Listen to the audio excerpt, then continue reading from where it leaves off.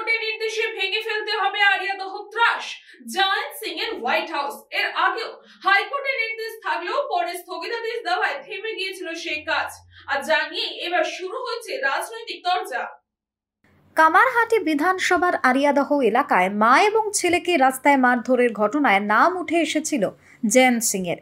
যে জয়ন্ত সিং একদা তৃণমূল ঘনিষ্ঠ বলে পরিচিত, কিন্তু সংবাদ শিরোনামে তার কুকীর্তির কথা উঠে আসতেই শাসক দলের হাত তার কাছ থেকে সরে গিয়েছিল। আর সেই ঘটনায় এখনও জেলের অন্তরেই রয়েছে এই জয়ন্ত সিং।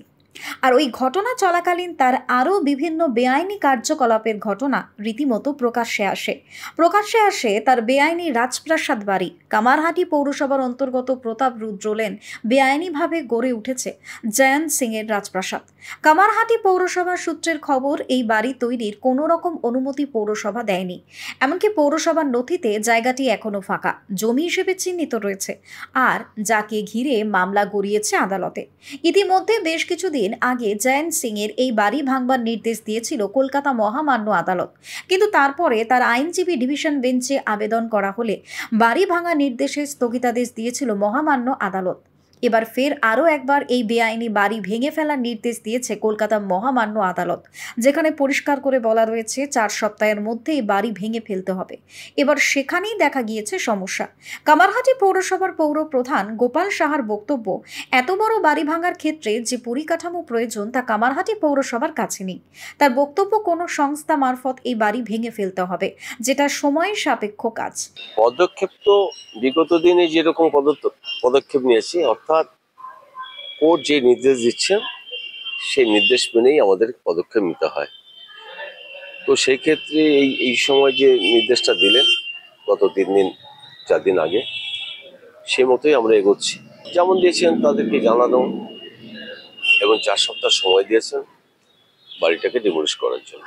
যেটা করণীয় তাদেরকে নোটিশ দেওয়া, সেই নোটিশ অলরেডি দিয়েছি। নোটিশটা দিতে হয় যদি কখনো বাড়িতে যদি লোক থেকে থাকে, তার জন্য নোটিশ দেওয়া প্রয়োজন, সেটা আমরা দিয়েছি। আর এবার এটাকে ডিমোলিশ করার জন্য, এটা তো ছোট কাজ নয়, আমার পৌরসভার সেই ধরনের কর্মচারী নেই, ইনফ্রাস্ট্রাকচার নেই, তো বাইরের এজেন্সিকে দিয়েই করাতে হবে। সেটা নিয়ে এখন কথাবার্তা চলছে, কে করবে, কত টাকা লাগবে, কি করবে, সেটা তো ব্যাপার রয়েছে। তো সেই কারণে কোর্টের নির্দেশ মেনেই শুরুটাও করবো, শেষটাও তাই করবো। অপরদিকে কামারহাটি বিধানসভার প্রাক্তন বিধায়ক তথা সিপিআইএম নেতা মানস মুখার্জির বক্তব্য, পৌরসভা ইচ্ছাকৃতভাবে এই বাড়ি ভাঙবার ক্ষেত্রে ঢিলেমি দেখাচ্ছে, যাতে আবারও এই বাড়ি ভাঙার নির্দেশে স্থগিতাদেশ পাওয়া যায়। এছাড়াও তিনি আরও অভিযোগ করেছেন, শাসক দলের ঘনিষ্ঠ এই জয়ন্ত সিং একসময় নির্বাচনের শাসক দলের হয়ে কাজ করেছে, তাই তারা চাইছে না যে এই বাড়ি ভেঙে ফেলা হোক। ওর দল ওকে একটা ভিডিও ক্যাসেট করে দিয়েছে, কি বলতে হবে সেটা বলে যাচ্ছে। কোনো জায়গায় ইনফ্রাস্ট্রাকচার যদি না থাকে, ইনফ্রাস্ট্রাকচার পেতে অসুবিধা? শুধু কি কলকাতা কর্পোরেশনের ইনফ্রাস্ট্রাকচার আছে? পয়সা খরচ করে তো অনেক প্রাইভেট ইনফ্রাস্ট্রাকচার আছে যারা মুহূর্তের মধ্যে করে দিতে পারে। এইসব বোগাস কথা বলা হচ্ছে সমস্তটা এড়িয়ে যাওয়ার জন্য, যাতে কোর্টে গিয়ে আরও সময় কিল করা যায়।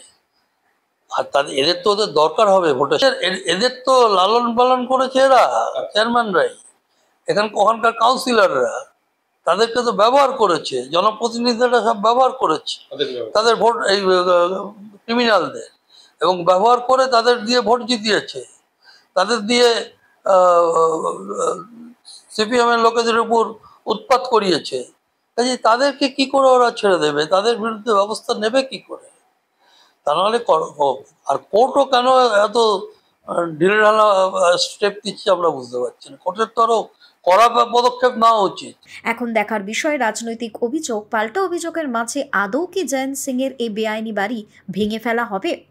এবং এই গোটা বিষয়টি সম্পর্কে এই ঘটনার পরিপ্রেক্ষিতে বিজেপি নেতা তথা উত্তর শহরতলির বিজেপির সভাপতি চণ্ডীচরণ রায় কি বললেন শুনবো। দেখুন, বিষয়টা তো একটা মিলিজুলি বিষয় চলছে।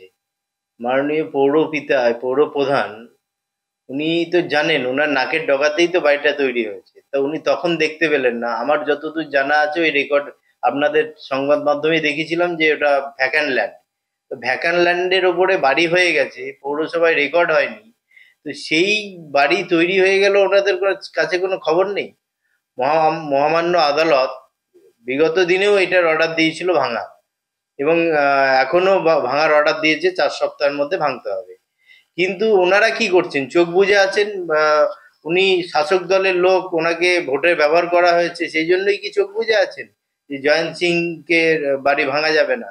একজন অন্য লোকের জায়গায় আর একজন বাড়ি তৈরি করে নিল বেআইনি ভাবে, তো সেই বাড়িটা মহামান্য আদালত রায় দিয়েছে ভাঙার জন্য, সেটা ভাঙতেও গড়িমসি করা হচ্ছে। তার মানে এই ধরনের অপকাণ্ড করার জন্যই তৃণমূলের যে পৌরসভাগুলো আছে চালিত, তৃণমূল পরিচালিত, সেগুলো শুধু জয়ন্ত সিং না, এই ধরনের অনেক জয়ন্ত সিং এর প্রপার্টি এইভাবে দখল করে বসে আছে। আর এনারা নিশ্চুপ একদম চোখ বুজে আছেন, কারণ যারা করেছে এই ঘটনাগুলো, তৃণমূলের যারা নেতা নেত্রী আছে, তারাই এই ধরনের ঘটনাগুলো ঘটিয়েছে। তাই সেগুলোকে ভাঙার আর দুঃসাহস ওনারা দেখাচ্ছেন না।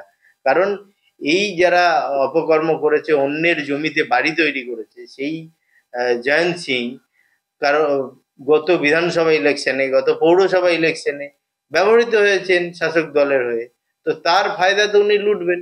এখন হাইকোর্ট অর্ডার দেওয়ার পরেও যখন গড়িমসি করছেন, ন্যারো রাস্তা দেখিয়ে গড়িমসি করছেন, তখন তো ওনার উকিল তো বসে নেই, ওনার উকিল স্টে অর্ডার নিয়েছেন।